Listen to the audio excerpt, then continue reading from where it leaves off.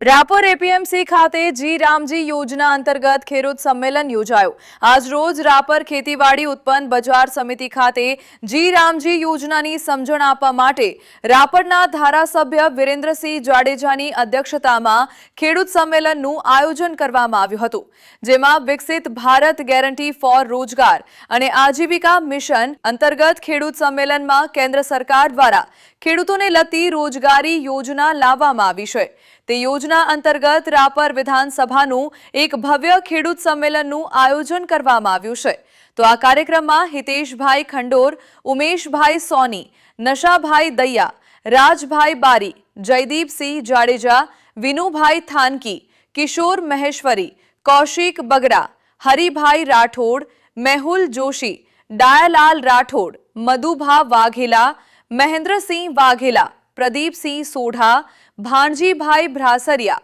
રાજુભા જાડેજા, ડોલરભાઈ ગોર, કેશુભા વાઘેલા, બબીબેન સોલંકી તથા ભારતીય જનતા પાર્ટીના દરેક હોદ્દેદારો, ચૂંટાયેલા પ્રતિનિધિઓ સાથે દરેક મોરચાના હોદ્દેદારો, દરેક શક્તિ કેન્દ્ર તથા દરેક બૂથના પ્રમુખો, દરેક સરપંચો, ઉપસરપંચો તથા